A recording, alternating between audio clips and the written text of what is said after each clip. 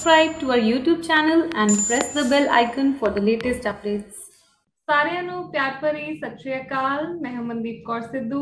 Welcome to the Mandeep Kaur Sidhu show.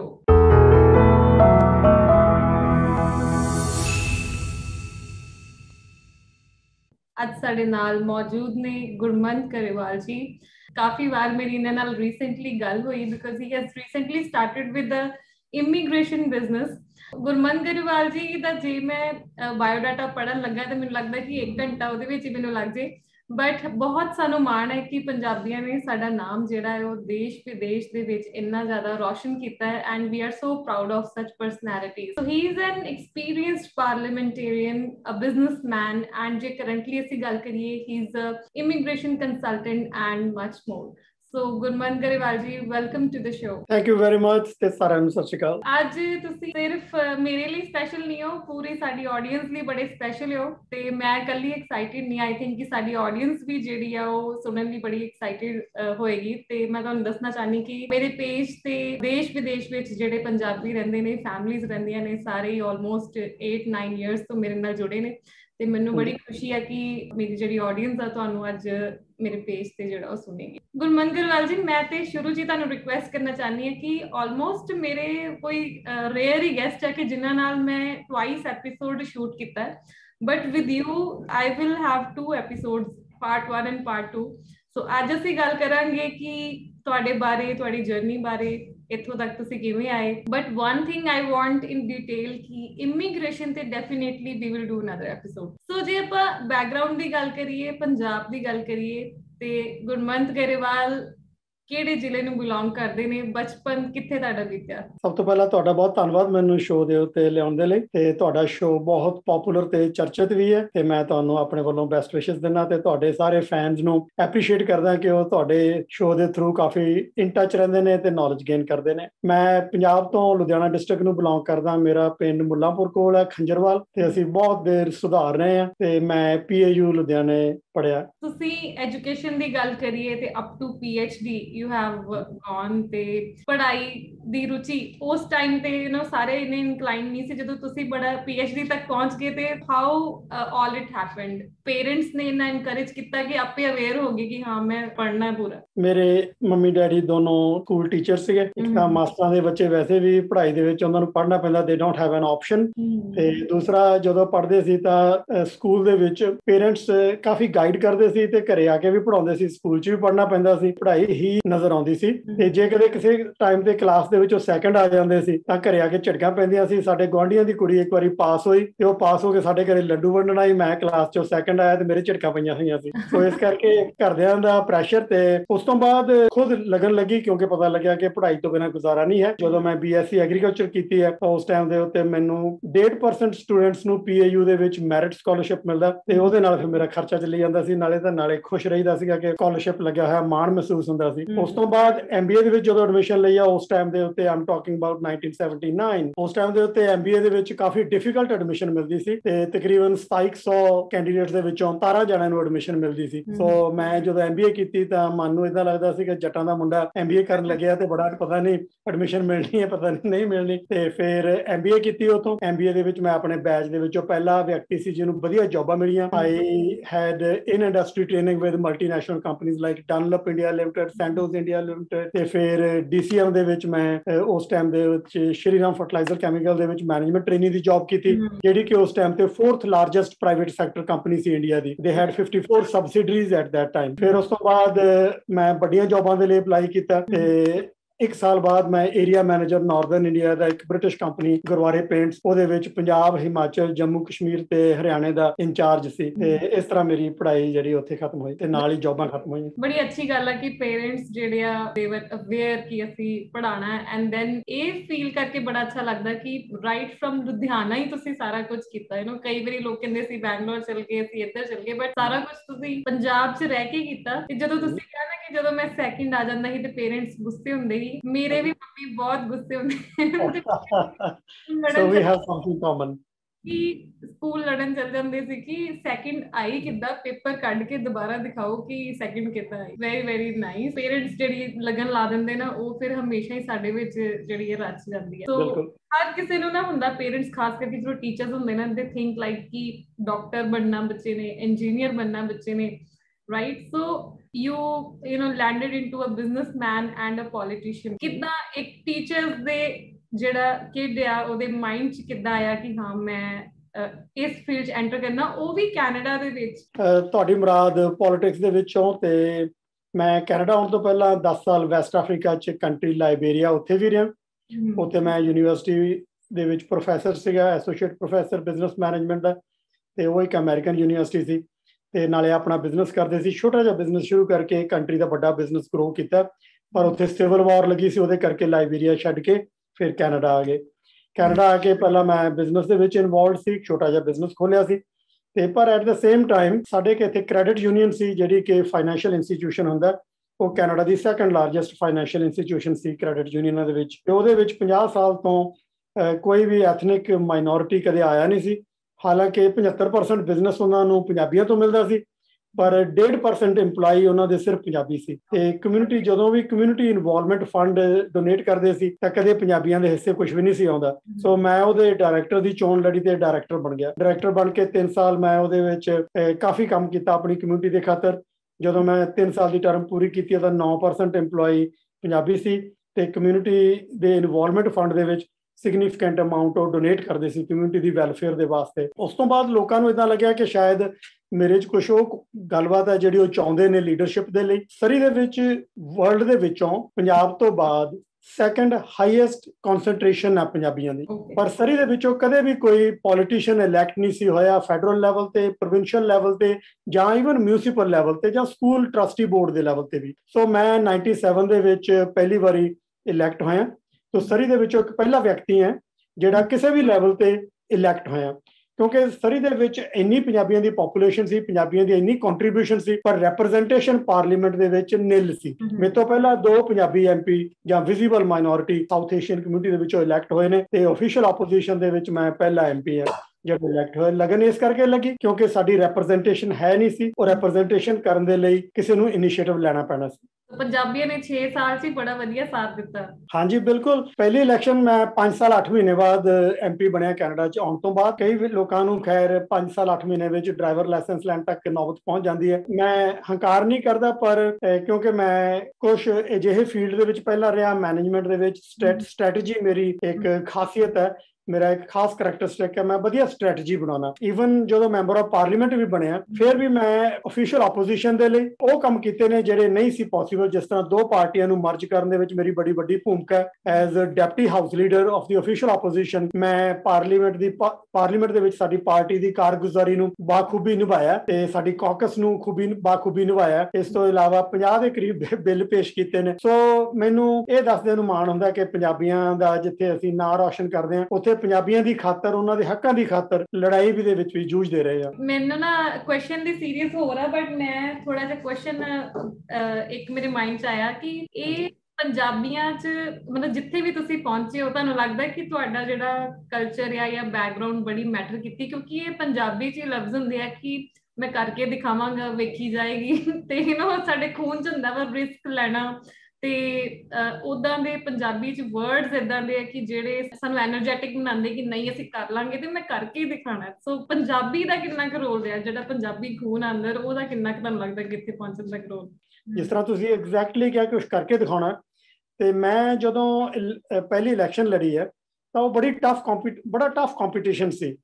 Canada ਦੀਆਂ 5 most critically watched ridings, ਉਹਨਾਂ ਦੇ ਵਿੱਚੋਂ ਇੱਕ ਰਾਈਡਿੰਗ ਸੀ, ਤੇ ਉਹਦੇ ਵਿੱਚ ਇੰਨੀ ਕੁ ਟਫ ਕੰਪੀਟੀਸ਼ਨ ਸੀ ਕਿ ਮੈਂ ਇੱਕ ਰੇਸਿਸਟ ਪਾਰਟੀ ਦੇ ਵਿੱਚ ਖੜਾ ਸੀ, ਤੇ ਮੈਂ ਉਸ ਰੇਸਿਸਟ ਪਾਰਟੀ ਨੂੰ ਕੁਝ ਕਰਕੇ ਦਿਖਾਵਾਂ ਦੀ ਇੰਟੈਂਟ ਦੇ ਨਾਲ ਉਹਨਾਂ ਨੂੰ ਚੇਂਜ ਕਰਨਾ ਚਾਹੁੰਦਾ ਸੀ। ਮੈਂ ਇੱਕ single you can say 1 man army ਬਣ ਕੇ ਉਸ ਪਾਰਟੀ ਦੇ ਵਿੱਚ ਵਿਚਰਿਆ। ਜਦੋਂ ਮੈਂ ਪਹਿਲੀ ਇਲੈਕਸ਼ਨ ਲੜੀ ਹੈ ਤਾਂ ਮੈਨੂੰ ਸਿਰਫ 3% ਪੰਜਾਬੀਆਂ ਨੇ ਸਪੋਰਟ ਕੀਤਾ, 97% ਨੇ ਨਹੀਂ ਕੀਤਾ, ਕਿਉਂਕਿ ਮੇਰੇ ਖਿਲਾਫ ਵੀ 2 ਕੈਂਡੀਡੇਟ ਜਿਹੜੇ ਸੀ ਉਹ ਵੀ ਪੰਜਾਬੀ ਸੀ। ਕਿਸੇ ਨੂੰ ਉਮੀਦ ਨਹੀਂ ਸੀ ਕਿ ਮੈਂ ਜਿੱਤੂਗਾ। ਜਦੋਂ ਮੈਂ ਜਿੱਤਿਆ ਤਾਂ ਉਸ ਦਿਨ ਹੀ ਮੈਂ ਡਿਸਾਈਡ ਕੀਤਾ ਕਿ ਮੈਂ ਹੁਣ ਚਾਹੇ ਕਿਸੇ ਨੇ ਸਪੋਰਟ ਕੀਤਾ ਚਾਹੇ ਨਹੀਂ ਕੀਤਾ, ਪਰ ਮੈਂ ਸਾਰਿਆਂ ਦੇ ਕੰਮ ਕਰੂੰਗਾ। ਉਹ ਤੇ ਖਾਸੀਅਤ ਹੁੰਦੀ ਪੋਲੀਟੀਸ਼ੀਅਨ ਦੀ, ਉਹ ਤੇ ਉਹਨੇ ਕਰਨਾ ਹੀ ਹੈ ਕਿ ਹਾਂਜੀ at the end we are at the service of our area, ਜਿੱਥੇ ਵੀ, ਤਾਂ ਕਿ ਜਿਨ੍ਹਾਂ ਦਾ ਦਿਲ ਅਸੀਂ ਪਹਿਲਾਂ ਨਹੀਂ ਜਿੱਤ ਸਕੇ ਉਹਨਾਂ ਦਾ ਵੀ ਦਿਲ ਜਿਹੜਾ ਅਸੀਂ ਜਿੱਤੀਏ। Iron man of Canadian parliament, ਬਹੁਤ ਵੱਡਾ ਲਫ਼ਜ਼ ਆ ਜੋ iron man of Canadian parliament ਭਰੀਏ ਗੂਗਲ ਤੇ ਤੁਹਾਡਾ ਨਾਮ ਆਉਂਦਾ ਹੈ। So what is the story behind, ਮੈਂ ਆਪਣੀ ਆਡੀਅנס ਨੂੰ ਵੀ ਸ਼ੇਅਰ ਕਰਨਾ ਚਾਹਨੀ ਕਿ ਗੁਰਮੰਤ ਗਰੇਵਾਲ ਜੀ, he is known as Iron Man of Canadian Parliament, ਤੁਸੀਂ ਗੂਗਲ ਤੇ ਸਰਚ ਕਰੋ and you will come to know the story, but ਇਹਨਾਂ ਦੇ ਮੂੰਹ ਤੋਂ ਸੁਣਦੇ ਆ ਕਿ ਸਟੋਰੀ ਕੀ ਹੈ। ਦੇਖੋ, ਕੈਨੇਡਾ 1867 ਦੇ ਵਿੱਚ ਕੰਟਰੀ ਬਣਿਆ। 1867 ਤੋਂ ਲੈ ਕੇ ਕਿਸੇ ਵੀ ਮੈਂਬਰ ਆਫ ਪਾਰਲੀਮੈਂਟ ਨੂੰ ਕੈਨੇਡਾ ਦੀ ਪਾਰਲੀਮੈਂਟ ਦੇ ਵਿੱਚ ਆਇਰਨ ਮੈਨ ਨਹੀਂ ਕਿਹਾ ਗਿਆ। ਤੇ ਮੈਨੂੰ ਸਾਡੇ ਜਿਹੜੇ ਹੁਣ ਪ੍ਰਾਈਮ ਮਿਨਿਸਟਰ ਰਿਟਾਇਰ ਹੋਏ ਨੇ, ਉਸ ਟਾਈਮ ਤੇ ਆਫੀਸ਼ੀਅਲ ਆਪੋਜੀਸ਼ਨ ਸੀਗੇ, ਦੀ ਰਾਈਟ ਆਨਰੇਬਲ ਸਟੀਵਨ ਹਾਰਪਰ, ਉਹਨਾਂ ਨੇ ਮੈਨੂੰ ਆਇਰਨ ਮੈਨ ਕੈਨੇਡਾ ਦੀ ਪਾਰਲੀਮੈਂਟ ਵਿੱਚ ਕਿਹਾ ਜਦੋਂ ਉਹਨਾਂ ਨੇ ਇੱਕ ਸਟੇਟਮੈਂਟ ਦਿੱਤੀ ਪਾਰਲੀਮੈਂਟ ਦੇ ਵਿੱਚ। ਯੂਜ਼ਲੀ ਜਿਹੜੇ ਪਾਰਟੀਆਂ ਦੇ ਲੀਡਰ ਨੇ ਉਹ ਕਿਸੇ ਮੈਂਬਰ ਆਫ ਪਾਰਲੀਮੈਂਟ ਬਾਰੇ ਨਹੀਂ ਬੋਲਦੇ, ਸਟੇਟਮੈਂਟ ਨਹੀਂ ਦਿੰਦੇ, but I was the only exception. ਤੇ ਉਹਨਾਂ ਨੇ ਇਸ ਕਰਕੇ ਦਿੱਤਾ ਕਿਉਂਕਿ ਮੈਂ ਦੂਸਰੀ ਟਰਮ ਸੀ ਉਸ ਟਾਈਮ ਤੇ ਮੇਰੀ, ਤੇ ਦੂਸਰੀ ਟਰਮ ਤੱਕ ਹੀ ਮੈਂ ਬਹੁਤ ਕੰਮ ਕੀਤੇ ਸੀ ਮੈਂ, ਕਿਉਂਕਿ ਇੰਨੇ ਬਿੱਲ ਪੇਸ਼ ਕੀਤੇ ਪਾਰਲੀਮੈਂਟ ਦੇ ਵਿੱਚ। ਸਾਰਿਆਂ ਨਾਲੋਂ ਵੱਧ ਸਪੀਚਾਂ ਜਿਹੜੀਆਂ ਕਿਸੇ ਮੈਂਬਰ ਆਫ ਪਾਰਲੀਮੈਂਟ ਦੀਆਂ ਹੁੰਦੀਆਂ ਸੀ ਉਹਨਾਂ ਸੈਸ਼ਨਾਂ ਦੇ ਵਿੱਚ ਮੇਰੀਆਂ ਸੀ। ਤੇ ਇਸ ਤੋਂ ਇਲਾਵਾ ਮੈਂ ਮਲਟੀਪਲ ਪਰਪਸ ਕੰਮ ਕਰਦਾ ਸੀ ਪਾਰਟੀ ਦੇ ਲਈ, being a deputy house leader, being a chair of a joint committee of the House and Senate scrutiny of regulations। एक joint committee है ਜਿਹੜੇ ਪਾਰਲੀਮੈਂਟ ਦੇ ਦੋਨਾਂ ਸਦਨਾਂ ਦੀ ਸਾਂਝੀ ਕਮੇਟੀ ਹੈ, ਮੈਂ ਉਹਦਾ ਚੇਅਰਮੈਨ ਸੀ ਤੇ ਮੈਂ ਉਹਦਾ ਚੇਅਰਮੈਨ 7 ਟਰਮਾਂ ਚੁਣਿਆ ਗਿਆ। ਆਮ ਤੌਰ ਤੇ ਆਪੋਜੀਸ਼ਨ ਐਮਪੀਜ਼ ਨੂੰ ਕਦੇ ਚੇਅਰਮੈਨ ਨਹੀਂ ਚੁਣਦੇ, ਯੂਜ਼ਲੀ ਗਵਰਨਮੈਂਟ ਜਿਹੜੀ ਪਾਰਟੀ ਹੁੰਦੀ ਹੈ ਉਹੀ ਮੈਂਬਰ ਚੇਅਰਮੈਨ ਹੁੰਦੇ ਨੇ। ਪਾਰਲੀਮੈਂਟ ਦੇ ਵਿੱਚ ਇੱਕ ਵਾਰੀ ਵੋਟਾਂ ਪਈਆਂ ਕਿ ਜਿਹੜੀਆਂ ਕਾਫੀ ਲੰਬਾ ਸਮਾਂ ਪੈਣੀਆਂ ਸੀ, ਤੇ ਉਹ ਸ਼ਾਇਦ 54 ਘੰਟੇ ਵੋਟਾਂ ਪੈਣੀਆਂ ਸੀ, ਤੇ 54 ਘੰਟੇ 4-4 ਘੰਟੇ ਦੀਆਂ ਸ਼ਿਫਟਾਂ ਸੀ ਸਾਰੇ ਮੈਂਬਰਸ ਆਫ ਪਾਰਲੀਮੈਂਟ ਦੀਆਂ। ਤੇ ਮੈਂ 54 ਘੰਟੇ ਵੋਟਾਂ ਪਾਈਆਂ ਤਾਂ ਉਸ ਦਿਨ ਅਗਲੇ ਦਿਨ ਅਖਬਾਰ ਦੇ ਵਿੱਚ ਲਿਖਿਆ ਗਿਆ ਕਿ ਕੈਨੇਡਾਜ਼ ਆਇਰਨ ਮੈਨ ਸਾਰੀਆਂ ਵੋਟਾਂ ਵਿੱਚ ਉਹਨਾਂ ਨੇ ਸ਼ਮੂਲੀਅਤ ਕੀਤੀ ਹੈ। ਤੇ ਉਸ ਤੋਂ ਬਾਅਦ ਜਦੋਂ ਮੈਨੂੰ 2005 ਦਿਨ ਹੋਏ ਸੀ ਕੈਨੇਡਾ ਦੇ ਵਿੱਚ ਆਏ ਨੂੰ, ਤਾਂ ਮੈਂ ਮੈਂਬਰ ਆਫ ਪਾਰਲੀਮੈਂਟ ਬਣਿਆ। ਉਸ ਤੋਂ ਬਾਅਦ ਜਦੋਂ ਮੈਂਬਰ ਆਫ ਪਾਰਲੀਮੈਂਟ ਬਣ ਗਿਆ 2005 ਦਿਨ ਬਾਅਦ ਮੇਰੇ ਲੀਡਰ ਨੇ ਮੈਨੂੰ ਪਲੇਜ਼ੈਂਟਲੀ ਸਰਪ੍ਰਾਈਜ਼ ਕੀਤਾ, ਤੇ ਸਟੀਫਨ ਹਾਰਪਰ ਨੇ ਜਿਹੜੇ ਪ੍ਰਾਈਮ ਮਿਨਿਸਟਰ ਸੀ ਕੈਨੇਡਾ ਦੇ, ਉਹਨਾਂ ਨੇ ਮੇਰੇ ਬਾਰੇ ਸਟੇਟਮੈਂਟ ਦਿੱਤੀ ਪਾਰਲੀਮੈਂਟ ਦੇ ਵਿੱਚ, ਮੇਰੀਆਂ ਕੁਝ ਅਕੰਪਲਿਸ਼ਮੈਂਟਸ ਉਹਨਾਂ ਨੇ ਗਿਣੀਆਂ, ਤੇ ਉਸ ਤੋਂ ਬਾਅਦ ਫਿਰ ਉਹਨਾਂ ਨੇ ਕਿਹਾ that's why we call him the iron man of Canadian parliament. He's been our Deputy House Leader and 4 times elected co-chair of the Joint House-Senate Committee on Scrutiny of Regulations. And, I should say, one of the only 2 opposition members to chair any committee. And, Mr. Speaker, he has broken a parliamentary record for consecutive voting attendance. It's no wonder that we call him on this special day the Iron Man of the Canadian Parliament. Yeah.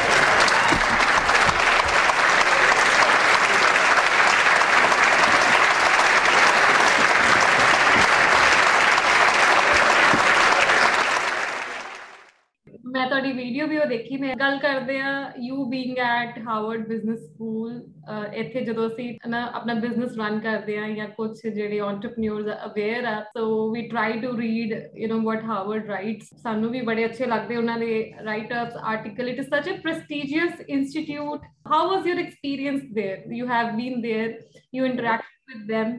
So, ਮੈਨੂੰ ਬੜੀ curiosity out of your profile ਕਿ you went to Harvard, you were a guest speaker, so how was your experience? ਦੇਖੋ, ਮੈਂ Canada ਦੇ ਵਿੱਚ ਇੱਕ vibrant ਤੇ active politician ਸੀ ਜਦੋਂ ਮੈਂ ਆਪਣੇ ਪ੍ਰਾਈਮ ਟਾਈਮ ਤੇ ਸੀ, ਤੇ 3 ਟਰਮਾਂ ਦੇ ਵਿੱਚ ਮੈਂ ਹਮੇਸ਼ਾ ਨਿਊਜ਼ ਦੇ ਵਿੱਚ ਰਿਹਾ। ਤੇ ਐਥਨਿਕ ਮਾਈਨੋਰਿਟੀ ਹੋਣ ਕਰਕੇ ਮੈਂ ਇੱਕ ਰੇਸਿਸਟ ਪਾਰਟੀ ਨੂੰ ਚੇਂਜ ਕਰਕੇ ਪਹਿਲਾਂ ਨਿਊਟਰਲ ਕੀਤਾ, ਫਿਰ ਉਹਨੂੰ ਪ੍ਰੋ ਇਮੀਗ੍ਰੇਸ਼ਨ ਬਣਾਇਆ ਤੇ ਪ੍ਰੋ ਮਾਈਨੋਰਿਟੀਜ਼ ਬਣਾਇਆ, ਜਿਹੜਾ ਕਿ ਬੜਾ ਡਿਫਿਕਲਟ ਟਾਸਕ ਸੀਗਾ, ਇੱਕ ਅਪਹਿਲ ਮੇਰੇ ਲਈ ਬੈਟਲ ਸੀ, ਬਟ ਆਈ ਅਕੰਪਲਿਸ਼ਡ ਇਟ। ਉਸ ਤੋਂ ਬਾਅਦ ਮੈਨੂੰ ਇੱਕ ਫੋਨ ਆਇਆ ਮੇਰੇ ਸਟਾਫ ਨੂੰ, ਉਹਨਾਂ ਨੂੰ ਮੈਸੇजेस ਆਏ ਉੱਥੋਂ ਹਾਰਵਰਡ ਤੋਂ ਕਿ ਉੱਥੇ ਸਟੂਡੈਂਟ ਐਸੋਸੀਏਸ਼ਨ ਹੈ, ਉਹ ਮੈਨੂੰ ਇਨਵਾਈਟ ਕਰਨਾ ਚਾਹੁੰਦੇ ਨੇ ਕਿ ਮਾਈਨੋਰਿਟੀਜ਼ ਦੀ ਜਿਹੜੀ ਪੋਲਿਟਿਕਸ ਦੇ ਵਿੱਚ ਪਾਰਟਿਸਿਪੇਸ਼ਨ ਹੈ ਨਾਰਥ ਅਮਰੀਕਾ 'ਚ, ਉਹਦੇ ਉੱਤੇ ਉਹਨਾਂ ਨੇ ਮੇਰੇ ਤੋਂ ਕੋਈ ਲੈਕਚਰ ਸੁਣਨਾ ਚਾਹੁੰਦੇ ਨੇ। ਸੋ ਜਦੋਂ ਮੈਂ ਐਕਸੈਪਟ ਕੀਤਾ ਇਨਵੀਟੇਸ਼ਨ, ਤੇ ਜਦੋਂ ਮੈਂ ਉੱਥੇ ਗਿਆ ਤਾਂ ਮੈਨੂੰ ਉਹਨਾਂ ਨੇ ਰਿਸੀਵ ਕਰਕੇ, ਤਾਂ ਕਾਫੀ ਬਿਗ ਗੈਦਰਿੰਗ ਸੀ। ਉਹਦੇ ਵਿੱਚ ਮੈਂ ਪੈਨਲ ਦੇ ਵਿੱਚ ਵੀ ਸੀਗਾ, ਤੇ ਨਾਲ ਮੈਂ ਇੱਕ ਕੀ ਨੋਟ ਸਪੀਕਰ ਦੇ ਤੌਰ ਤੇ participation of visible minorities in politics in north America, ਤੇ ਉਹਦੇ ਲਈ ਪਾਸਟ ਦੇ ਵਿੱਚ ਤੇ ਫਿਊਚਰ ਦੇ ਵਿੱਚ ਕੀ ਹੋਏਗਾ। ਉਸ ਟਾਈਮ ਦੇ ਉੱਤੇ USA ਦੇ ਵਿੱਚ ਵੀ ਕੋਈ ਗਵਰਨਰ ਜਾਂ ਕੋਈ ਹੋਰ ਇਸ ਤਰ੍ਹਾਂ ਦਾ ਪੋਲੀਟੀਸ਼ੀਅਨ ਅਜੇ ਇਲੈਕਟ ਨਹੀਂ ਸੀ ਹੋਇਆ। ਉਸ ਤੋਂ ਬਾਅਦ ਤਾਂ ਨਿੱਕੀ ਹੇਲੀ ਰੰਧਾਵਾ ਜਾਂ ਵਿਜੇ ਜਿੰਦਲ ਉਹ ਬਾਅਦ ਵਿੱਚ ਇਲੈਕਟ ਹੋਏ ਨੇ, ਤੇ ਪਹਿਲਾਂ ਉਸ ਟਾਈਮ ਤੋਂ ਪਹਿਲਾਂ ਕੋਈ ਵੀ ਨਹੀਂ ਸੀ। ਤੇ ਸੋ ਉਹਦੇ ਤੇ ਮੈਂ ਜਦੋਂ ਉੱਥੇ ਸਪੀਚ ਦਿੱਤੀ ਤਾਂ ਦੈਟ ਵਾਜ਼ ਹਾਈਲੀ ਐਪਰੀਸ਼ੀਏਟਡ। ਮੈਨੂੰ ਉਹਨਾਂ ਨੇ ਪ੍ਰੈਜ਼ੀਡੈਂਟ JF ਕੈਨੇਡੀ ਜਿਹੜੇ ਉੱਥੇ ਜਦੋਂ ਪੜ੍ਹਦੇ ਸੀ ਤਾਂ ਉਹਨਾਂ ਦਾ ਡਾਰਮਿਟਰੀ ਦਾ ਰੂਮ ਸੀ, ਉਹਦੇ ਵਿੱਚ ਠਹਿਰਾਇਆ as a matter of honour, ਤੇ ਉਹਦੇ ਚ ਸਿਰਫ ਜਿਹੜੇ ਡਿਗਨਿਟਰੀਜ਼ ਬਾਹਰੋਂ ਜਾਂਦੇ ਨੇ ਉਹਨਾਂ ਨੂੰ ਰਹਿਣ ਦਾ ਮੌਕਾ ਦਿੰਦੇ ਨੇ। So it was very interesting experience. Right. So, Dalai Lama has been a very pleasant personality. And where did you meet him? And ਉਹ ਤੁਹਾਡਾ experience ਕਿਵੇਂ ਸੀ? ਵੈਸੇ ਤੇ you have met lot of people. How was your experience there? And where did you meet him?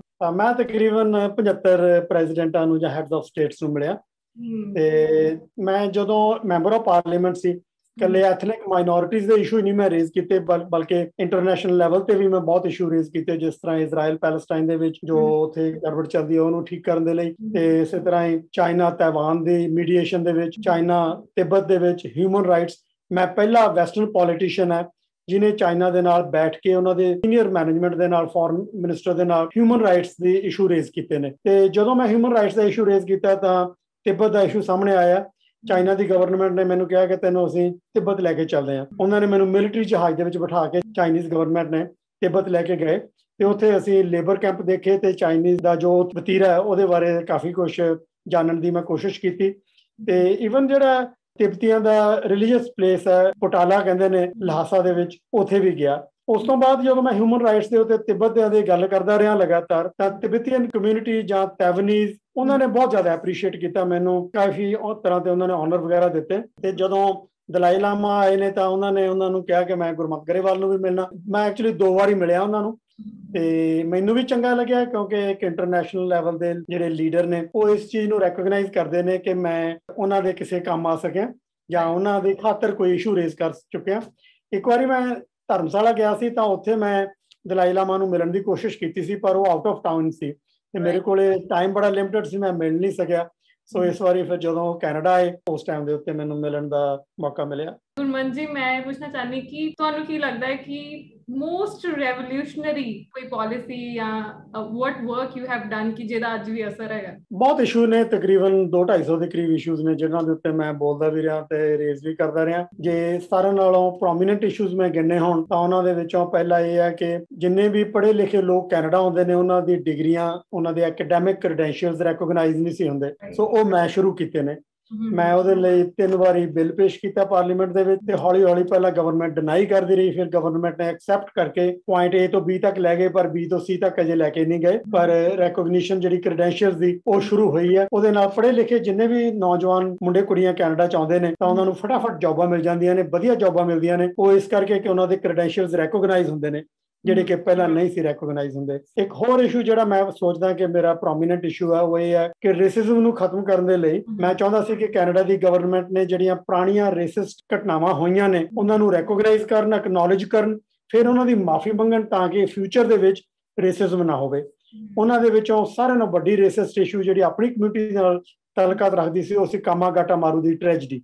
ਸੋ ਮੈਂ ਉਹਦੇ ਲਈ 9 ਵਾਰੀ parliament ਦੇ ਵਿੱਚ ਬੋਲਿਆ ਕਿ ਇਹਦੇ ਲਈ ਅਪੋਲੋਜਾਈਜ਼ ਕਰਨਾ ਚਾਹੀਦਾ ਗਵਰਨਮੈਂਟ ਨੂੰ। ਜਦੋਂ ਸਾਡੀ ਸਰਕਾਰ ਬਣੀ ਤਾਂ ਮੈਂ ਪ੍ਰਾਈਮ ਮਿਨਿਸਟਰ ਨੂੰ ਗਦਰੀ ਬਾਬਿਆਂ ਦੇ ਮੇਲੇ ਦੇ ਉੱਤੇ ਲੈ ਕੇ ਗਿਆ। ਉੱਥੇ ਉਹਨਾਂ ਨੇ ਮਾਫੀ ਮੰਗੀ ਸਾਰਿਆਂ ਦੇ ਸਾਹਮਣੇ, ਲੋਕਾਂ ਦੇ ਵਿੱਚ, ਸੰਗਤ ਦੇ ਵਿੱਚ। ਉਹ ਲੋਕ ਚਾਹੁੰਦੇ ਸੀ ਕਿ ਮਾਫੀ ਪਾਰਲੀਮੈਂਟ ਵਿੱਚ ਮੰਗੀ ਜਾਵੇ। ਫਿਰ ਉਸ ਤੋਂ ਬਾਅਦ ਸਬਸੀਕੁਐਂਟ ਪ੍ਰਾਈਮ ਮਿਨਿਸਟਰਸ ਨੇ, ਜਸਟਿਨ ਟਰੂਡੋ ਨੇ, ਤਾਂ ਉਹਨਾਂ ਨੇ ਪਾਰਲੀਮੈਂਟ ਦੇ ਵਿੱਚ ਵੀ ਮਾਫੀ ਮੰਗੀ। ਮੈਨੂੰ ਇਸ ਚੀਜ਼ ਦਾ ਮਾਣ ਹੈ ਕਿ ਇਸ ਇਸ਼ੂ ਨੂੰ ਪਹਿਲਾਂ ਪਾਰਲੀਮੈਂਟ ਦੇ ਵਿੱਚ ਲਿਜਾਣ ਵਾਲਾ ਮੈਂ ਆ, ਤੇ ਮੈਂ ਉਹਨੂੰ ਪਰਸਿਸਟੈਂਟਲੀ 8-9 ਵਾਰ ਉਹਨੂੰ ਰੇਜ਼ ਕੀਤਾ, ਫਿਰ ਜਾ ਕੇ ਉਹਨਾਂ ਦੇ ਕੰਨ ਤੇ ਜੂੰ ਸਰਕੀ ਹੈ। ਇੱਕ ਹੋਰ ਇਸ਼ੂ ਮੈਂ ਮੈਂਸ਼ਨ ਕਰ ਦਿੰਦਾ ਕਿ ਕੈਨੇਡਾ ਦੀ ਐਮਬੈਸੀ ਦੇ ਵਿੱਚ ਕਰਪਸ਼ਨ ਬੜੀ ਹੁੰਦੀ ਸੀ, ਲੋਕਾਂ ਤੋਂ ਪੈਸੇ ਲੈ ਕੇ ਵੀਜ਼ੇ ਲੱਗਦੇ ਸੀ, ਤੇ ਮੈਂ ਉਹਨੂੰ ਬੜੀ ਵਾਰੀ ਉੱਥੇ ਫੜਵਾਏ ਨੇ। ਉਹ ਵਿਅਕਤੀ ਜਿਹੜੇ ਐਮਬੈਸੀਆਂ 'ਚ ਕੰਮ ਕਰਦੇ ਸੀ ਤੇ ਲੋਕਲੀ ਹਾਇਰਡ EMPLOYEES ਸੀ, ਉਹ ਲੋਕਾਂ ਤੋਂ ਰਿਸ਼ਵਤਾਂ ਲੈਂਦੇ ਸੀ, ਤੇ ਮੈਂ ਉਹਨਾਂ ਨੂੰ ਫੜਵਾ ਕੇ ਤਾਂ ਕਿ ਉੱਥੇ ਰਿਸ਼ਵਤ ਨਾ ਲੈਣ, ਭੋਲੇ ਭਾਲੇ ਲੋਕਾਂ ਨੂੰ ਠੱਗਣ ਨਾ ਵੀਜ਼ਿਆਂ ਦੇ ਬਹਾਨੇ ਦੇ ਵਿੱਚ। ਤੇ ਚੰਡੀਗੜ੍ਹ ਕੌਂਸੂਲੇਟ ਆਫਿਸ ਦੀ ਪਰਮਿਸ਼ਨ ਇੰਡੀਅਨ ਗਵਰਨਮੈਂਟ ਦੇ ਨਹੀਂ ਸੀ ਰਹੀ ਕੈਨੇਡਾ ਨੂੰ, ਉਹ ਮੈਂ ਆਪਣੇ ਪਰਸਨਲ ਅਸਲ ਰਸੂਖ ਦੇ ਨਾਲ ਉਹ ਪਰਮਿਸ਼ਨ ਲੈ ਕੇ ਦਿੱਤੀ ਹੈ।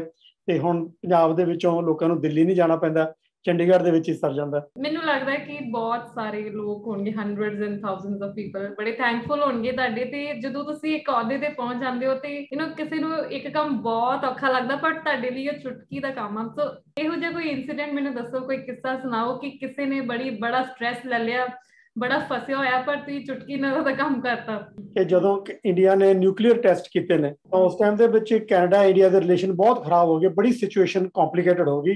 ਕੈਨੇਡਾ ਨੇ ਆਪਣੇ ਹਾਈ ਕਮਿਸ਼ਨਰਸ ਵਾਪਸ ਬੁਲਾ ਲਏ, ਇੰਡੀਆ ਨੇ ਆਪਣੇ ਵਾਪਸ ਬੁਲਾ ਲਏ, ਤੇ ਨਿਊਕਲੀਅਰ ਟੈਸਟ ਦੀ ਕੈਨੇਡਾ ਵਾਸ ਦ ਓਨਲੀ ਕੰਟਰੀ ਜਿਹਨੇ ਬਹੁਤ ਜ਼ਬਰਦਸਤ ਪ੍ਰੋਟੈਸਟ ਕੀਤਾ ਇੰਡੀਆ ਦੇ ਖਿਲਾਫ। ਤੇ ਜਦੋਂ ਡਿਪਲੋਮੈਟਿਕ ਟਾਈਜ਼ ਟੁੱਟ ਗਏ ਤਾਂ ਬੜੀ ਸਿਚੁਏਸ਼ਨ ਬੈਡ ਸੀ, ਤਾਂ ਮੈਂ ਆਪਣੇ ਲੀਡਰ ਨੂੰ ਮੋਟੀਵੇਟ ਕੀਤਾ ਕਿ we should go back to India, ਤੇ ਉੱਥੇ ਜਾ ਕੇ ਇੰਡੀਅਨ ਗਵਰਨਮੈਂਟ ਨਾਲ ਸਾਨੂੰ ਇਸ਼ੂ ਰਿਜ਼ੋਲਵ ਕਰਨਾ ਚਾਹੀਦਾ, ਸਾਨੂੰ ਅੰਡਰਸਟੈਂਡ ਕਰਨਾ ਚਾਹੀਦਾ ਕਿ ਇੰਡੀਆ ਨੇ ਨਿਊਕਲੀਅਰ ਟੈਸਟ ਕਿਉਂ ਕੀਤੇ, ਨਿਊਕਲੀਅਰ ਵੈਪਨਸ ਕਿਉਂ ਬਣਾਏ, ਜਦਕਿ ਚਾਈਨਾ ਤੇ ਪਾਕਿਸਤਾਨ ਵੀ ਬਣਾਈ ਬੈਠੇ ਸੀ। ਸੋ ਮੈਂ ਆਪਣੇ ਲੀਡਰ ਨੂੰ ਲੈ ਕੇ ਗਿਆ, ਇੰਡੀਅਨ ਗਵਰਨਮੈਂਟ ਬੜੀ ਖੁਸ਼ ਹੋਈ ਕਿ ਕੋਈ ਸਾਡੀ ਗੱਲ ਸੁਣਨ ਆਇਆ, ਤੇ ਮੈਂ ਉਹਨਾਂ ਨੂੰ ਕਿਹਾ ਕਿ ਮੈਨੂੰ ਬਰੀਫਿੰਗ ਕਰੋ ਵਧੀਆ ਟੌਪ ਦੀ, ਤਾਂ ਕਿ ਮੈਂ ਅੰਡਰਸਟੈਂਡ ਕਰ ਸਕਾਂ ਕਿ ਤੁਸੀਂ ਨਿਊਕਲੀਅਰ ਬੰਬ ਕਿਉਂ ਬਣਾਇਆ, ਤਾਂ ਕਿ ਤੁਹਾਡੇ ਲਈ ਅਸੀਂ ਲੌਬੀ ਕਰਕੇ ਕੈਨੇਡਾ ਨਾਲ ਰਿਲੇਸ਼ਨਸ਼ਿਪ ਠੀਕ ਕਰੀਏ। ਤਾਂ ਇੰਡੀਆ ਦੇ ਪ੍ਰੈਜ਼ੀਡੈਂਟ ਡਾਕਟਰ KR ਨਾਰਾਇਣਨ ਨੇ ਸਾਨੂੰ ਬਰੀਫਿੰਗ ਦਿੱਤੀ।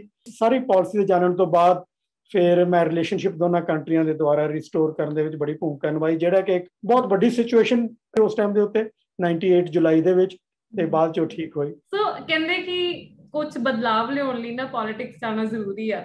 Do you think so? ਹਾਂਜੀ ਬਿਲਕੁਲ। ਜੇ ਪੋਲੀਟੀਸ਼ੀਅਨਸ ਦੇ ਵਿੱਚ ਕੁਆਂਟੀਟੀ ਦੀ ਬਜਾਏ ਕੁਆਲਿਟੀ ਜ਼ਿਆਦਾ ਇੰਪੋਰਟੈਂਟ ਹੈ। ਸਾਡੇ ਬਹੁਤ ਪੋਲੀਟੀਸ਼ੀਅਨ ਨੇ ਜਿਹੜੇ ਲੋਕਾਂ ਦੇ ਬਰਥਡੇਆਂ ਤੇ, ਵਿਆਹਾਂ ਤੇ ਜਾਂ ਮਰਗਾਂ ਤੇ ਜਾਂਦੇ ਰਹਿੰਦੇ ਨੇ, ਜਾਂ ਪੋਲੀਟੀਸ਼ੀਅਨ ਨੇ ਜੋ ਆਪਣੀ ਜੇਬ ਭਰਨ ਦੇ ਵਿੱਚ ਬਿਜ਼ੀ ਰਹਿੰਦੇ ਨੇ। ਪਰ ਬਦਲਾਅ ਲਿਆਉਣ ਦੇ ਲਈ ਤੁਹਾਨੂੰ ਪਰਸਿਸਟੈਂਸ, ਡਿਟਰਮੀਨੇਸ਼ਨ, ਵਿਜ਼ਨ, ਲੀਡਰਸ਼ਿਪ, ਸਟ੍ਰੈਟਜੀ, ਆਰਟੀਕੂਲੇਸ਼ਨ ਬਹੁਤ ਕੁਝ ਕਰਨਾ ਪੈਂਦਾ। ਤੇ ਮੈਂ ਇੱਕ ਰੇਸਿਸਟ ਪਾਰਟੀ ਨੂੰ ਪ੍ਰੋ ਇਮੀਗ੍ਰੇਸ਼ਨ ਕਨਵਰਟ ਕਰਨ ਦੇ ਵਿੱਚ ਕਾਫੀ ਵੱਡਾ ਰੋਲ ਅਦਾ ਕੀਤਾ। ਜੇ ਮੈਂ ਨਾ ਇਸ ਪਾਰਟੀ ਦੇ ਵਿੱਚ ਹੁੰਦਾ ਤਾਂ ਜੇ ਉਹ ਗਵਰਨਮੈਂਟ ਬਣਾਉਂਦੇ ਤਾਂ ਉਹਨਾਂ ਨੇ ਇਮੀਗ੍ਰੇਸ਼ਨ ਘਟਾ ਦੇਣੀ ਸੀ, ਵਧਾਉਣ ਦੀ ਬਜਾਏ। ਤੇ ਇਸੇ ਤਰ੍ਹਾਂ ਹੀ ਇਹ ਪਾਰਟੀ, ਜੇ ਤੁਸੀਂ ਦੇਖੋ, ਜਦੋਂ ਅਸੀਂ ਆਫੀਸ਼ੀਅਲ ਆਪੋਜੀਸ਼ਨ ਬਣੇ ਆ, ਸਾਡੀ ਪਾਰਟੀ 1993 ਦੇ ਵਿੱਚ ਆਫੀਸ਼ੀਅਲ ਆਪੋਜੀਸ਼ਨ ਬਣੀ ਹੈ, ਤਾਂ ਉਸ ਟਾਈਮ ਦੇ ਉੱਤੇ ਇਮੀਗ੍ਰੇਸ਼ਨ ਦਾ ਲੈਵਲ 94, 95, 96, 97 ਦੇ ਵਿੱਚ ਘਟਦਾ ਗਿਆ। ਜਦੋਂ ਮੈਂ MP ਬਣਿਆ 97 ਦੇ ਵਿੱਚ, ਤਾਂ ਉਸ ਤੋਂ ਬਾਅਦ ਪ੍ਰੋ ਇਮੀਗ੍ਰੇਸ਼ਨ ਇਸ਼ੂਜ਼ ਲੈ ਕੇ ਆਉਂਦੇ ਨੇ। 97, 98, 99 ਤੋਂ ਬਾਅਦ ਇਮੀਗ੍ਰੇਸ਼ਨ ਦੇ ਲੈਵਲਸ ਵੱਧਦੇ ਗਏ ਨੇ। ਸੋ ਪੋਲੀਟੀਸ਼ੀਅਨਸ ਬਦਲਾਅ ਲਿਆ ਸਕਦੇ ਨੇ, provided they are interested and they are willing and they have the ability to do it. So how do you manage your time? मतलब ਇੰਨੇ ਤੁਸੀਂ busy, ਇੰਨੀ vibrant personality, ਇੰਨੇ ਸਾਰੇ ਤੁਹਾਡੇ roles, how do you manage your time? This is like something which could help everybody. ਪਹਿਲਾਂ ਤਾਂ ਇਹ ਹੈ ਕਿ ਆਪਾਂ ਯੂਜ਼ਲੀ ਜਿੰਨਾ ਟਾਈਮ ਮਿਲਦਾ ਸਾਰਿਆਂ ਨੂੰ ਸੇਮ ਟਾਈਮ ਮਿਲਦਾ। ਤੁਹਾਨੂੰ ਸਟ੍ਰੈਚ ਕਰਨਾ ਪੈਂਦਾ, ਘੱਟ ਸੌਣਾ ਪੈਂਦਾ, ਜਲਦੀ ਉੱਠਣਾ ਪੈਂਦਾ, ਲੇਟ ਸੌਣਾ ਪੈਂਦਾ। ਫਿਰ ਆਪਣੇ ਟਾਈਮ ਨੂੰ ਐਫੀਸ਼ੀਐਂਟ ਯੂਜ਼ ਕਰਨ ਦੇ ਲਈ ਸਵੇਰੇ ਉੱਠ ਕੇ ਸੋਚਣਾ ਚਾਹੀਦਾ ਕਿ ਮੇਰੇ ਅੱਜ ਦੇ ਕੀ ਕੰਮ ਕਰਨ ਵਾਲੇ ਨੇ, ਟੂ ਡੂ ਲਿਸਟ ਕੀ ਹੈ ਮੇਰੀ। ਫਿਰ ਉਹਨੂੰ ਤੁਹਾਨੂੰ ਪ੍ਰਾਇੋਰਟਾਈਜ਼ ਕਰਨਾ ਪੈਂਦਾ। ਫਿਰ ਤੁਹਾਨੂੰ ਮਲਟੀਟਾਸਕਿੰਗ ਕਰਨੀ ਪੈਂਦੀ ਹੈ, ਕਈ ਵਾਰੀ 2-2 ਕੰਮ, 3-3 ਕੰਮ ਇਕੱਠੇ ਕਰਨੇ ਪੈਂਦੇ ਨੇ। ਟਾਈਮ ਨੂੰ ਇਫੈਕਟਿਵ ਯੂਜ਼ ਕਰਨ ਦੇ ਲਈ ਤੁਹਾਡੀ ਜਿਹੜੀ ਪ੍ਰਾਇੋਰਟੀਜ਼ ਨੇ ਉਹ ਬੜੀਆਂ ਇੰਪੋਰਟੈਂਟ ਹੋ ਜਾਂਦੀਆਂ ਨੇ। ਤੇ ਮੈਂ ਤਾਂ ਇਹੀ ਕਨਕਲੂਜਨ ਡਰਾ ਕਰਦਾ ਕਿ ਤੁਹਾਨੂੰ ਪਤਾ ਹੋਣਾ ਚਾਹੀਦਾ ਕਿ ਅੱਜ ਤੁਸੀਂ ਕੀ ਅਕੰਪਲਿਸ਼ ਕਰਨਾ ਤੇ ਉਹ ਕਿਸ ਤਰੀਕੇ ਨਾਲ ਅਕੰਪਲਿਸ਼ ਕਰਨਾ। ਇੱਕ ਲੀਡਰ ਹੈ ਨਾ, ਜਾਂ ਤੁਸੀਂ ਕੁਝ ਵਾਕਈ ਅਕੰਪਲਿਸ਼ ਕਰਨਾ ਚਾਹੁੰਦੇ ਤੇ ਕਹਿੰਦੇ ਕਿ ਫੋਕਸਡ ਹੋਣਾ ਚਾਹੀਦਾ, ਰਾਈਟ? ਵਿਜ਼ਨ ਜਿੱਦਾਂ ਤੁਸੀਂ ਕਿਹਾ। ਤੇ ਦੂਸਰੀ ਸਾਈਡ ਤੇ ਇੱਕ ਪੋਲੀਟੀਸ਼ੀਅਨ ਹੀ ਇਸ ਤਰ੍ਹਾਂ ਦਾ ਬੰਦਾ ਹੈ ਕਿ ਜਿਹਨੂੰ ਸਾਰਿਆਂ ਨਾਲ ਮਿਲਣਾ ਪੈਂਦਾ। ਦਿਸ ਇਜ਼ ਸਮਥਿੰਗ ਜਿਹੜਾ ਕਿ ਮੈਨੂੰ ਲੱਗਦਾ ਕਿਤੇ ਐਪਲੀਕੇਬਲ ਨਹੀਂ ਹੈ ਚੀਜ਼ ਐਕਸੈਪਟ ਟੂ ਅ ਪੋਲੀਟੀਸ਼ੀਅਨ। ਕਿ ਸਪੋਜ਼ ਤੁਹਾਨੂੰ ਇੱਕ ਨਾਰਮਲ ਕੋਈ ਲਾਗੂ ਹੀ ਕੋਈ ਮਿਲਣ ਆਈ ਹੈ ਫੈਮਿਲੀ, ਜਾਂ ਕਿਸੇ ਨੂੰ ਕੋਈ ਇਸ਼ੂ ਆ, you have to listen to everybody, right? So ਇੱਕ ਉਦਾਂ ਦਾ ਰੋਲ ਆ। ਤੇ ਦੂਸਰਾ ਤੁਹਾਡਾ ਇੱਕ ਫੋਕਸਡ ਅਪਰੋਚ ਹੈ ਕਿਉਂਕਿ ਜਿੱਤਣਾ ਹੈ, ਰਾਈਟ? ਅੱਗੇ ਜਾਣਾ ਹੈ, ਲੀਡਰਸ਼ਿਪ ਰੋਲ।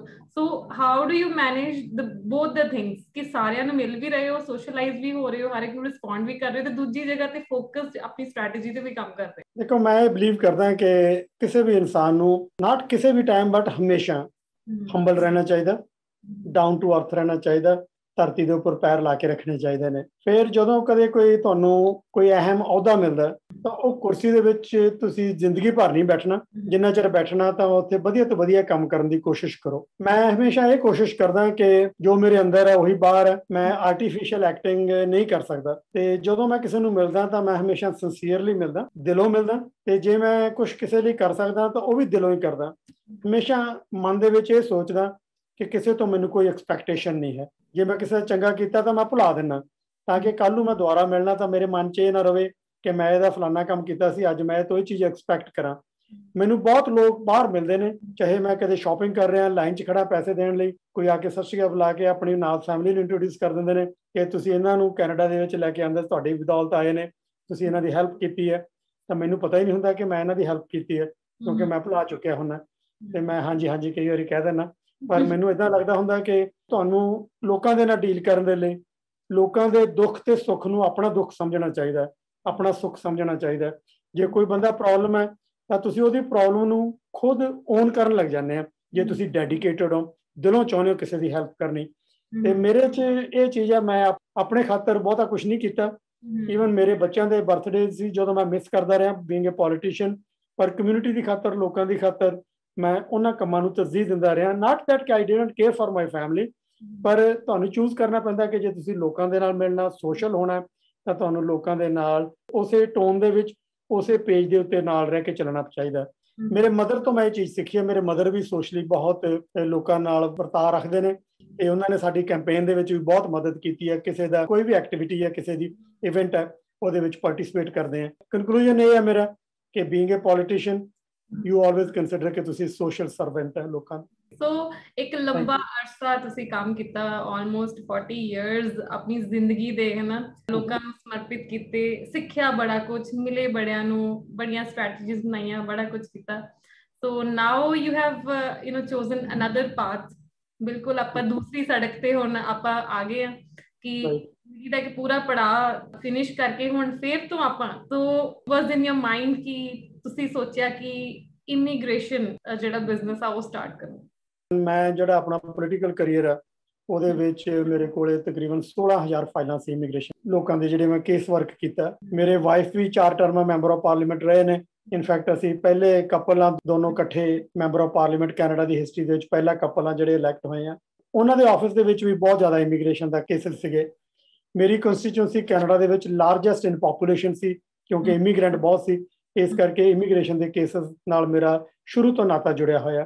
ਮੈਂ ਬੜੇ ਟਫ ਕੇਸਿਸ ਨੇ ਲੋਕਾਂ ਦੇ ਜਿਹੜੇ ਇਮੀਗ੍ਰੇਸ਼ਨ ਦੇ ਉਹ ਥਰੂ ਕਰਵਾਏ ਨੇ, ਜਿਹੜੇ 25-25 ਸਾਲ ਤੋਂ ਲੰਮਕਦੇ ਕੇਸਿਸ ਸੀਗੇ। ਤੇ ਫਿਰ ਜਿਹੜੇ ਕਾਨੂੰਨ ਇਮੀਗ੍ਰੇਸ਼ਨ ਦੇ ਬਣੇ ਨੇ, ਮੈਂ ਵੀ ਇਮੀਗ੍ਰੇਸ਼ਨ ਕਮੇਟੀ ਦਾ ਮੈਂਬਰ ਰਿਹਾ, ਮੇਰੇ ਵਾਈਫ ਵੀ ਸਿਟੀਜ਼ਨਸ਼ਿਪ ਤੇ ਇਮੀਗ੍ਰੇਸ਼ਨ ਕਮੇਟੀ ਦੇ ਮੈਂਬਰ ਰਹੇ ਨੇ। ਜਿਹੜੇ ਕਾਨੂੰਨ ਬਣੇ ਨੇ ਸਾਡੇ ਕੈਨੇਡਾ ਦੇ ਨਵੇਂ ਇਮੀਗ੍ਰੇਸ਼ਨ ਦੇ, ਸਾਰੇ ਬਿੱਲ ਸਾਡੇ ਦੋਨਾਂ ਦੇ ਹੱਥਾਂ ਦੇ ਵਿੱਚ ਦੀ ਲੰਘੇ ਨੇ। ਮੈਂ ਆਪਣੀ ਪਾਰਟੀ ਦਾ ਅਪੁਆਇੰਟਮੈਂਟ ਸੀ, ਉਹਦੇ ਵਿੱਚ ਜੋ ਅਮੈਂਡਮੈਂਟਸ ਕਰਨੀਆਂ ਸੀ ਉਹ ਖੁਦ ਕਰਵਾਈਆਂ ਨੇ। ਕਾਫੀ ਇਨਸਾਈਡ ਨੌਲੇਜ ਵੀ ਹੈ, ਲੋਕਾਂ ਨਾਲ ਵੀ ਡੀਲ ਕਰਦੇ ਆ। ਫਿਰ ਮੈਂ ਇਹ ਸੋਚਿਆ ਕਿ ਲੋਕਾਂ ਨੂੰ ਇਮੀਗ੍ਰੇਸ਼ਨ ਦੀਆਂ ਬੜੀਆਂ ਪ੍ਰੋਬਲਮ ਆਉਂਦੀਆਂ ਨੇ। ਕਈ ਇਦਾਂ ਦੇ ਇਮੀਗ੍ਰੇਸ਼ਨ ਕੰਸਲਟੈਂਟ ਨੇ, ਸਾਰੇ ਤਾਂ ਨਹੀਂ ਪਰ ਕਾਫੀ ਇਦਾਂ ਦੇ ਨੇ ਜਿਹੜੇ ਲੋਕਾਂ ਨੂੰ ਠੱਗਦੇ ਨੇ। ਨਾ ਤਾਂ ਉਹਨਾਂ ਨੂੰ ਨੌਲੇਜ ਹੈ, ਨਾ ਉਹਨਾਂ ਦਾ ਤਜਰਬਾ ਹੈ, ਉਹਨਾਂ ਦਾ ਮਤਲਬ ਸਿਰਫ ਪੈਸੇ ਤੱਕ ਹੈ, ਕੰਮ ਕਿਸੇ ਦਾ ਹੋਵੇ ਚਾਹੇ ਨਾ ਹੋਵੇ। ਤੇ ਮੈਨੂੰ ਇਸ ਚੀਜ਼ ਨੇ ਬਹੁਤ ਜ਼ਿਆਦਾ ਤੰਗ ਕੀਤਾ। ਲੋਕਾਂ ਨੂੰ ਵਧੀਆ ਸਿਹਤ ਦੇਣ ਦੇ ਲਈ, ਲੋਕਾਂ ਨੂੰ ਵਧੀਆ ਗਾਈਡ ਕਰਨ ਦੇ ਲਈ, ਵਧੀਆ ਐਡਵਾਈਸ ਦੇਣ ਦੇ ਲਈ, ਉਹਨਾਂ ਦੇ ਕੇਸ ਨੂੰ ਐਥੀਕਲੀ, ਐਫੀਸ਼ੀਐਂਟਲੀ ਤੇ ਇਫੈਕਟਿਵਲੀ ਪਰਸਿਊ ਕਰਨ ਦੇ ਲਈ ਮੈਂ ਬਿਲੀਵ ਕਰਦਾ ਕਿ ਕਿਸੇ ਦੀ ਜ਼ਰੂਰਤ ਸੀ। ਦੁਕਾਨਾਂ ਤਾਂ ਇਮੀਗ੍ਰੇਸ਼ਨ ਦੀਆਂ ਬਹੁਤ ਖੁੱਲੀਆਂ ਨੇ ਪਰ ਕੋਈ ਪ੍ਰੋਫੈਸ਼ਨਲ ਇਮੀਗ੍ਰੇਸ਼ਨ ਕੰਸਲਟੈਂਟ ਬਹੁਤ ਘੱਟ ਨੇ। ਸੋ ਮੈਂ ਕੈਨੇਡਾ ਦੇ ਵਿੱਚ ਇੱਕੋ ਇੱਕ ਮੈਂਬਰ ਆਫ ਪਾਰਲੀਮੈਂਟ ਹਾਂ ਜਿਹੜਾ ਇਸ ਵੇਲੇ ਇਮੀਗ੍ਰੇਸ਼ਨ ਕੰਸਲਟੈਂਟ ਵੀ ਹੈ ਤੇ ਮੇਰੇ ਕੋਲੇ ਲਾਇਸੈਂਸ ਹੈ ਕੈਨੇਡੀਅਨ ਗਵਰਨਮੈਂਟ ਦਾ, ਰੈਕੋਗਨਾਈਜ਼ਡ ਇਮੀਗ੍ਰੇਸ਼ਨ ਕੰਸਲਟੈਂਟ ਦਾ। ਸੋ ਉਸ ਮੁੱਦੇ ਦੇ ਨਾਲ, ਉਸ ਆਸ਼ੇ ਦੇ ਨਾਲ ਮੈਂ ਇਮੀਗ੍ਰੇਸ਼ਨ ਕੰਸਲਟੈਂਟ ਬਿਜ਼ਨਸ ਦੇ ਵਿੱਚ ਸ਼ਾਮਲ ਹੋਇਆ। ਮੈਂ ਲੋਕਾਂ ਨਾਲ ਵਾਅਦਾ ਕਰਦਾ, ਸ਼ਾਇਦ ਮੈਂ ਸਾਰਿਆਂ ਦੇ ਕੇਸ ਨਾ ਕਰ ਸਕਾਂ, ਜਿਹੜੇ ਕੇਸ ਮੈਂ ਕਰੂੰਗਾ ਬੜੀ ਸ਼ਿੱਦਤ ਨਾਲ ਕਰੂੰਗਾ, ਚੰਗੇ ਤਰੀਕੇ ਦੇ ਨਾਲ ਕਰੂੰਗਾ, ਕਿਸੇ ਨੂੰ ਲੁੱਟਣ ਦੀ ਕੋਸ਼ਿਸ਼ ਨਹੀਂ ਕਰੂੰਗਾ। ਵੱਧ ਤੋਂ ਵੱਧ ਵਧੀਆ ਤਰੀਕੇ ਦੇ ਨਾਲ ਗਾਈਡ ਕਰਕੇ, ਸੋਹਣੇ ਤਰੀਕੇ ਦੇ ਨਾਲ, ਚਾਹੇ ਉਹ ਪ੍ਰੋਫੈਸ਼ਨਲ ਬਿਜ਼ਨਸ ਇਮੀਗ੍ਰੇਸ਼ਨ ਹੈ, ਚਾਹੇ ਕੋਈ ਸਟੂਡੈਂਟਸ ਆ ਰਹੇ ਨੇ, ਚਾਹੇ ਫੈਮਿਲੀ ਕੇਸਿਸ ਨੇ, ਜਾਂ ਫਿਰ ਐਕਸਪ੍ਰੈਸ ਐਂਟਰੀ ਦੇ ਕੇਸਿਸ ਨੇ, ਸਕਿਲਡ ਵਰਕਰ ਦੇ ਕੇਸਿਸ ਨੇ, ਕਿਸੇ ਵੀ ਤਰ੍ਹਾਂ ਦੇ ਕੇਸਿਸ ਨੇ, ਵਿਜ਼ਟਰ ਵੀਜ਼ੇ ਦੇ ਕੇਸਿਸ ਨੇ। ਮੈਂ ਆਪਣੀ ਸਕਿਲਸ ਦੇ ਨਾਲ, ਆਪਣੇ ਨੌਲੇਜ ਦੇ ਨਾਲ, ਆਪਣੇ ਐਕਸਪੀਰੀਅੰਸ ਦੇ ਨਾਲ ਤੇ ਵਧੀਆ ਪ੍ਰੋਫੈਸ਼ਨਲ ਸਟਾਫ ਦੇ ਨਾਲ ਮੈਂ ਤੁਹਾਡੇ ਕੇਸ ਵਧੀਆ ਤਰੀਕੇ ਨਾਲ ਕਰਾਂਗਾ। ਇਸ ਕਰਕੇ ਮੈਂ ਇਮੀਗ੍ਰੇਸ਼ਨ ਕੰਸਲਟੈਂਟ ਦਾ ਬਿਜ਼ਨਸ ਅਡਾਪਟ ਕੀਤਾ। ਕੀ ਸਰਵਿਸਿਜ਼ ਅਸੀਂ ਇਹ ਚ ਦਵਾਂਗੇ ਤੇ ਮੈਨੂੰ ਲੱਗਦਾ ਕਿ ਤੁਸੀਂ ਕਵਰ ਕਰ ਹੀ ਦਿੱਤਾ, ਰਾਈਟ? Thank you. ਹਾਂਜੀ, ਆਲਮੋਸਟ।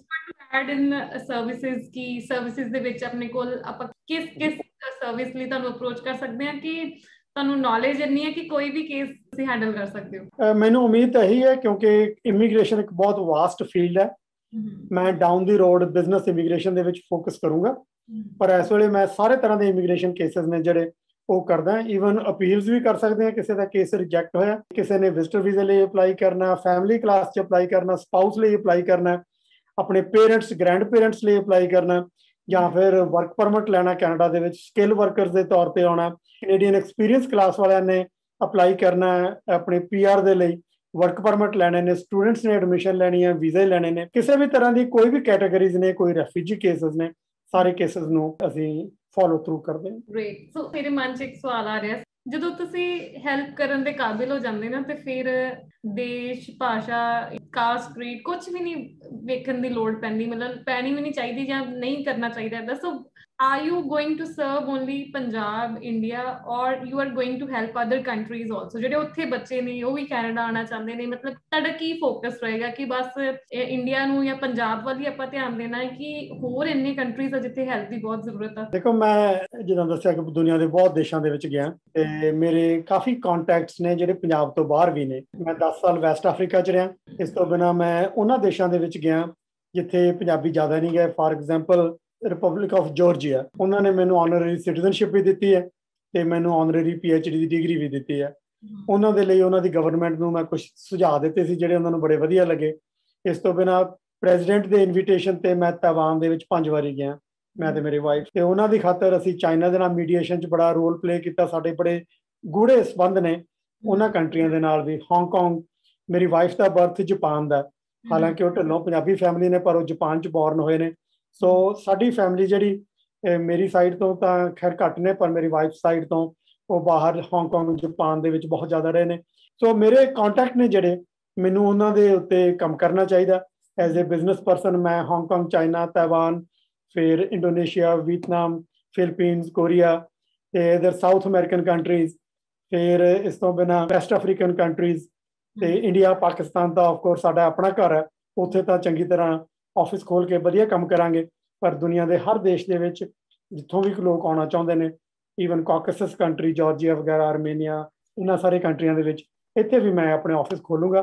ਅਸੀਂ ਸਲੋਲੀ ਬਟ ਸਟੈਡੀਲੀ ਦੁਨੀਆ ਦੇ ਵਿੱਚ ਆਪਣੇ ਆਫਿਸ ਖੋਲਾਂਗੇ ਤੇ ਉੱਥੋਂ ਸਾਰੀ ਜਿਹੜੀ ਪ੍ਰੋਸੈਸਿੰਗ ਕਰਾਂਗੇ ਇਮੀਗ੍ਰੇਸ਼ਨ ਦੀ, ਉਹ ਕੈਨੇਡਾ ਦੇ ਵਿੱਚ ਹੀ ਕਰਾਂਗੇ।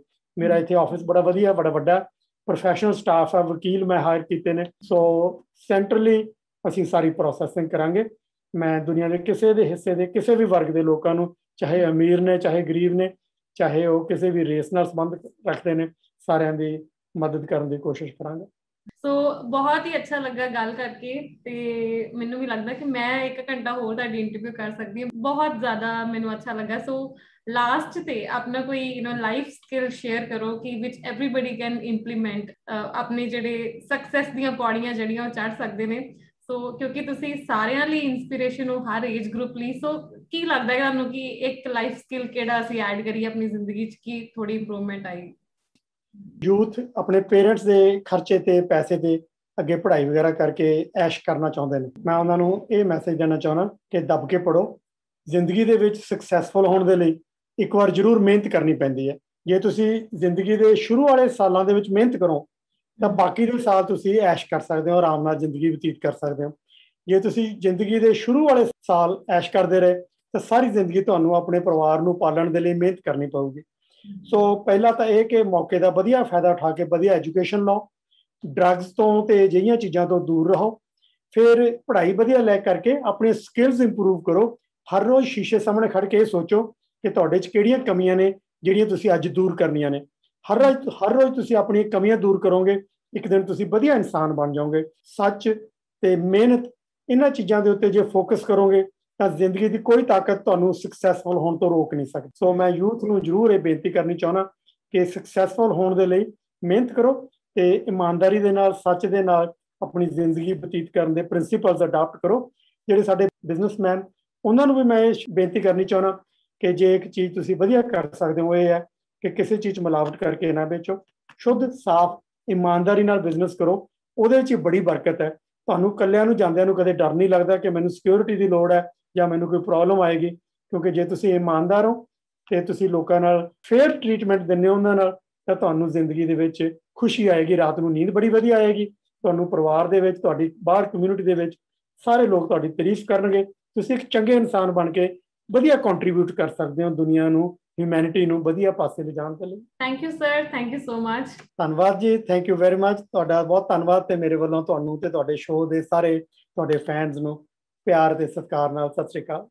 ਸੋ ਇਹ ਸੀ ਗੁਰਮੰਤ ਗਰੇਵਾਲ ਜੀ ਤੇ ਆਈ ਹੋਪ ਕਿ ਤੁਹਾਨੂੰ ਅੱਜ ਦਾ ਸ਼ੋਅ ਜਿਹੜਾ ਬਹੁਤ ਅੱਛਾ ਲੱਗਾ ਹੋਏਗਾ। I think he is one of the most prominent prestigious person I had in my show. ਸੱਚ ਤੇ ਮਿਹਨਤ ਨੂੰ ਅਸੀਂ ਅਪਣਾਉਣਾ ਹੈ ਆਪਣੇ ਬਿਜ਼ਨਸ ਦੇ ਵਿੱਚ ਵੀ, ਪਰਸਨਲੀ ਵੀ, ਤੇ ਖੂਬ ਪੜ੍ਹਨਾ ਹੈ। ਜਿਹੜਾ ਕਿ ਉਹਨਾਂ ਦਾ ਮੈਸੇਜ ਹੈ ਕਿ ਇੱਕ ਐਜੂਕੇਸ਼ਨ ਹੀ ਆ ਕਿ ਜਿਸ ਦਾ ਕੋਈ ਤੋੜ ਨਹੀਂ ਹੈ ਤੇ ਜਿਹੜੀ ਵਾਕਈ ਜ਼ਿੰਦਗੀ ਤੁਹਾਡੀ ਜਿਹੜੀ ਉਹ ਬਿਲਕੁਲ ਬਦਲ ਸਕਦੀ ਹੈ। So thank you so much for watching Mandeep Kaur Sidhu show.